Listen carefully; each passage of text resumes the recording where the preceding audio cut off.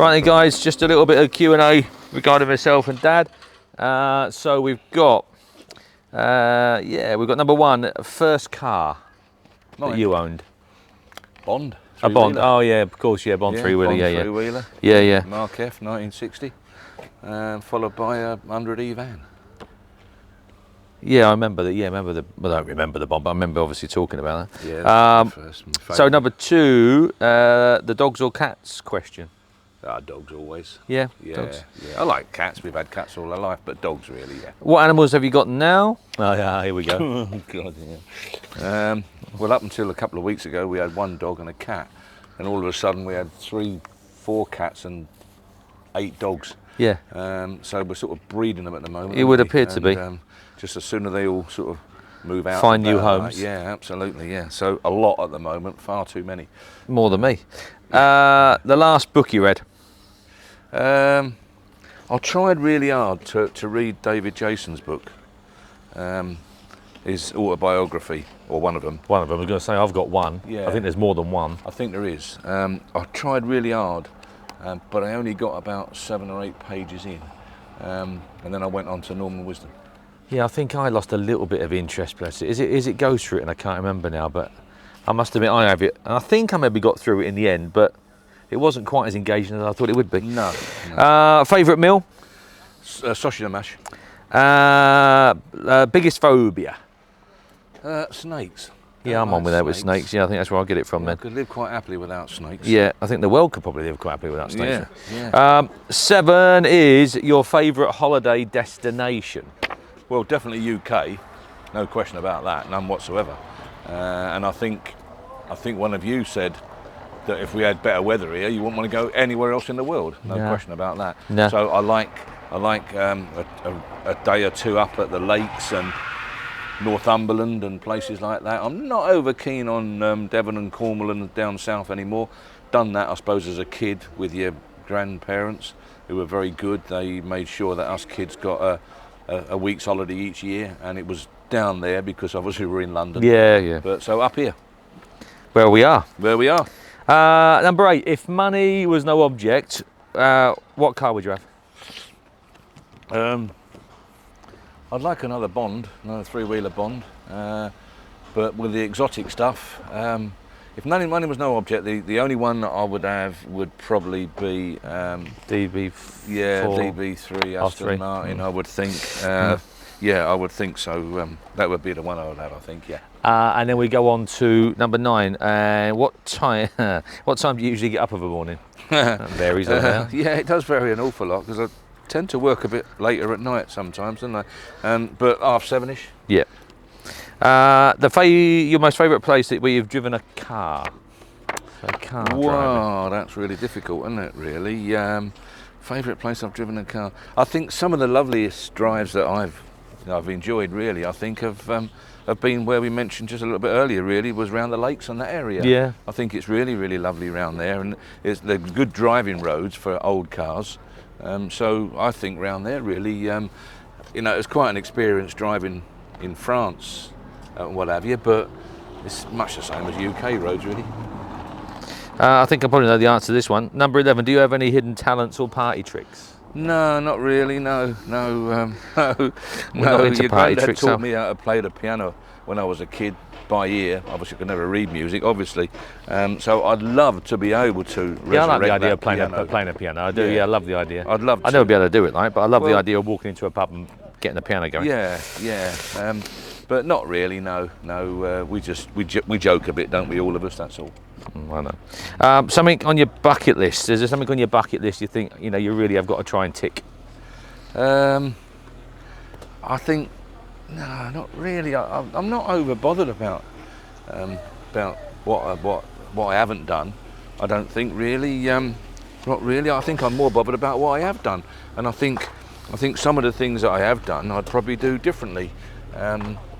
But I think I would like to go to India somehow. Yeah, I'm on the India thing. I've got a feeling I'd like to go to India, and I think that's because there's no health and safety. Yeah, exactly where I'd like to go. I love the chaos of it. Yeah, and when they load a lorry, they just all load that it. Up there is theirs.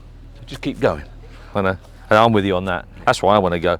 Yeah, Yeah, you just carry on, don't Well, you? they're lovely people. Do what you want. They're lovely, lovely people. I mean, I was born, obviously, as people know, in Kilburn in London, which was very West Indian and Irish, and fine, Irish, lovely people. West Indian, fabulous people. So I didn't experience the Indians and Pakistani people, but since then I have at times, and I just get on so well with the Indians. You know, we've got the same sort of mentality. You know, it's not like we daren't do that, we can't do that, you know, it's not legal or something. Just do it. I think we have the same approach, but we can't because we're restricted to what we can do. Yeah. There's no restrictions, No. they just carry on. And if they're stupid enough to fall off of that wall, that cliff, then it's up to them, isn't it? Well, it is basically, yeah. And then but over here they try and stop the stupid people, don't they? But but that has an impact on all the people that have got a bit of common sense. It has a knock on to people that do look after themselves. You know, I mean, I like the fact that if they break down on the road in a wagon over there, a diff goes or something like that, they pull up and they fix it. Fix it there there. and then. You know, what's the point of shutting all the road, making everyone late that day, and all the rest of it? Just fix it. Just crack on.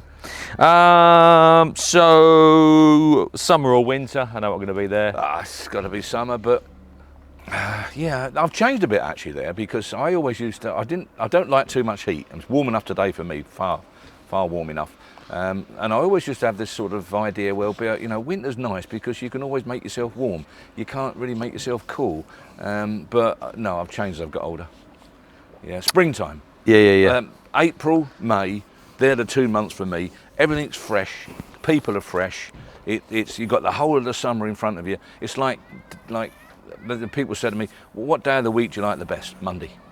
Love Monday. Do you? Oh, love Monday. See, I don't know Monday. Well, only one way you can go, isn't there? Forward. Yeah, well, downhill normally. Well, yeah. I mean, you've got the rest of the week to look forward to and get on. I drive out in the wagon on a Monday to go and pick some motors up, and that is just ecstasy to me, you know. Strange, isn't it? I'm the other way.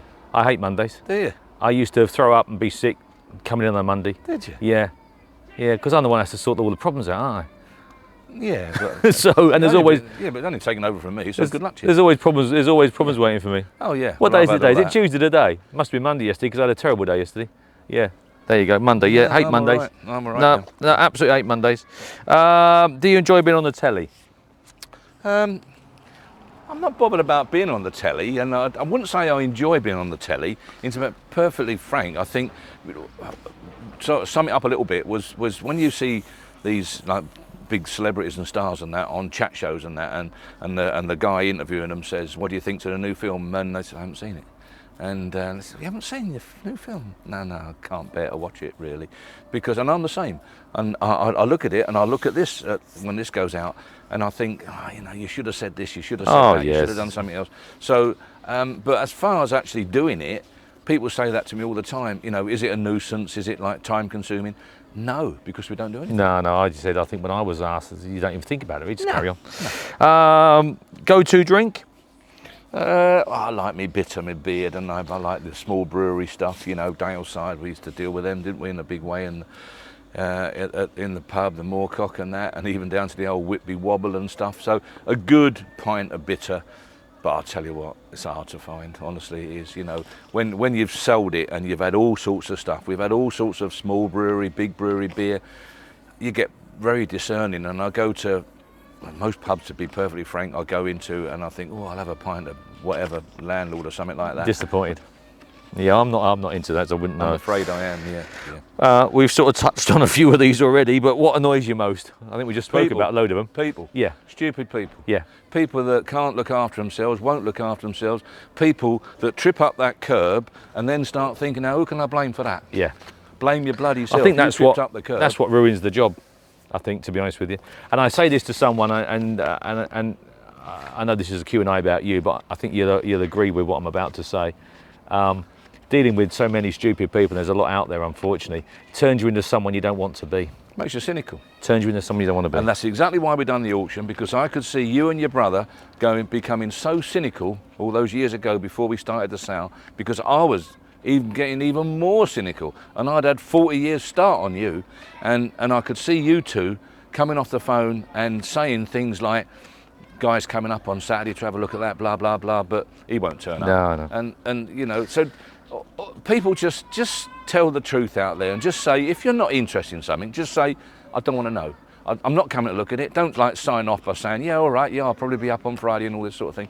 You know, it's no good. I think you've done a job as far as reducing that for us, but it still is. No, if you're in business dealing with members of the public, you cannot get away from it. No, you can't. No. I mean, the ideal business is not to deal with any customers. Yeah. That's the ideal. Yeah, don't want any customers. You know, I mean, I actually envy one or two business people out there, entities that actually deal online, never see anybody, never talk to anybody, and that, you know, terrible shame, but I sort of It drives you envy that them a way, little doesn't bit it? now, yeah. You can see why people, after having a 10 or 15 year stint of dealing with the public, that's it, and no more. I can qualify that. The amount of girls that have started at auctions, you know, ours now, which is really sad and it's really quite worrying.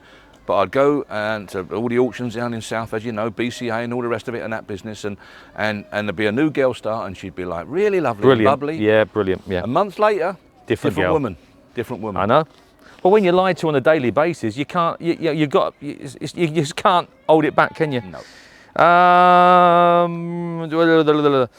Favourite show on TV? Dad's Army, obviously. There's only one, isn't there? There's Dad's Army. You know, I could just watch Dad's Army all day, all night, and you know, there ain't another one. I mean, obviously. Sorry about that. Yeah, you're right, mate. Obviously, Minder, and I watch Minder of a morning. yeah, Minder and Minder is on of a morning, and Arthur, and yeah, after daily, and professionals. yeah. Yeah, Oh, that's yeah. The old ones, you know, Yeah. we've seen the best. You know, people used to say to me when I was a lad, and you know, lad, we've seen the best years. And We I used have. to think, no, I'm enjoying it. I'm living the life. I'm doing this. I'm doing that. You know, and but when you get older, you start saying to people, we've seen the best years, and you know, but because the thing is, it's a lot easier to look back than it is look forward, isn't it? And you know. And so you just age with it, you know. I talk to a number like you do of ex-trade guys, been in this job, and majority of them sort of miss it. But then when you drill down and you find out that they're missing the 70s and the 80s and the 90s, they're not missing the last 20 years. And I just say to them, you go back into it now, it's not what you think it is. No. It's completely changed. Anyhow, Yeah, it is. But on that point, I would just say to you and your brother, and most certainly, more importantly, to the grandchildren and that, just try not to be too cynical. You know, try and give people the benefit of the doubt. I know it's hard, really hard, and that's easier said than done. I know, but you've got to try that. Otherwise, you do become very, very miserable. You do, yeah. And You that's do. no good. I mean, we get. I mean, I'll perhaps get in and the girls say to me, we've had a right miserable bloke here on the phone, that sort of thing. And I said, well, I know, because I am, and can be. And it turns out that the guy, he's right as ninepence. He's just been in business 65 years. He's had all the lies imaginable, all the people trying to con him out of money and all the rest of it. Obviously, he's going to be cynical and miserable. It's a shame, isn't it? I know, really, terrible. you know? Terrible. 24, if you weren't doing this job, then what would you do? Oh, I don't know really. I mean, I enjoyed my stint at butchering. You know, when, you know, I couldn't wait to leave school to get in the butchers, and I suppose if I hadn't got out when I did, I'd probably still be there. So I quite like butchering, to be perfectly honest. It was hard work and not a lot of money, but I liked the meeting people, and I just somehow liked the environment. If you could live anywhere in the world, just step to one side, look. If you could live anywhere in the world, where would you live? Anywhere on this road, really. Anywhere between Scarborough and Thirsk, I think, is quite nice, personally.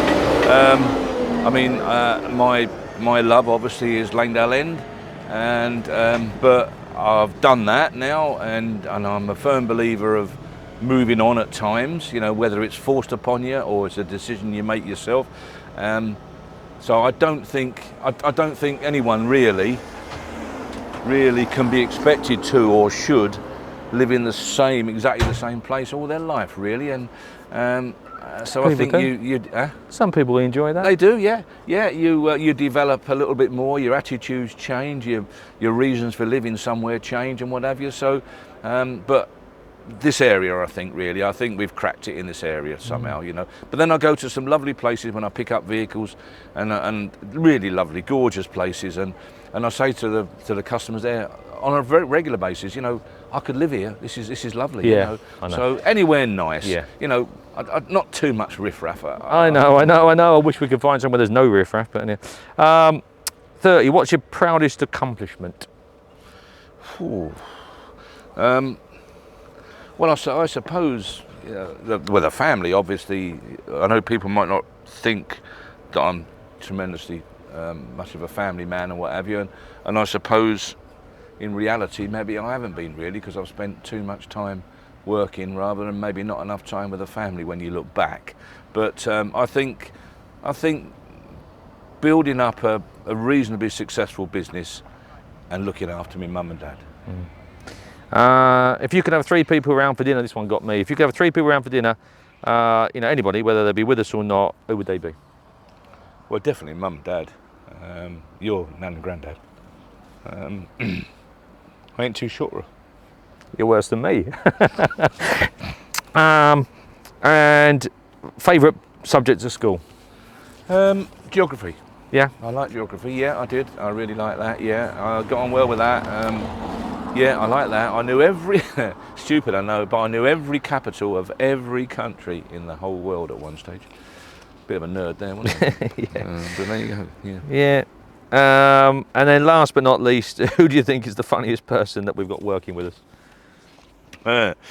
Funniest person. That's weird. Well, I think everyone really would say Rennie, wouldn't they? I did, yeah. But, I said Rennie. Yeah, I think so. But I think he's more daft than funny. Yeah. Personally, I don't know. He says he has one funny one funny line every week. No, he does. Every week. I find Jack comical, personally. So if I was pushed on that subject, I'd probably have to say Jack. I find him comical. He is quite funny. Yeah. Some of the things he comes out. Yeah, he's a good lad. Well, anyhow, guys, hopefully that'll give you a bit of an idea. Tell you a little bit about Dad.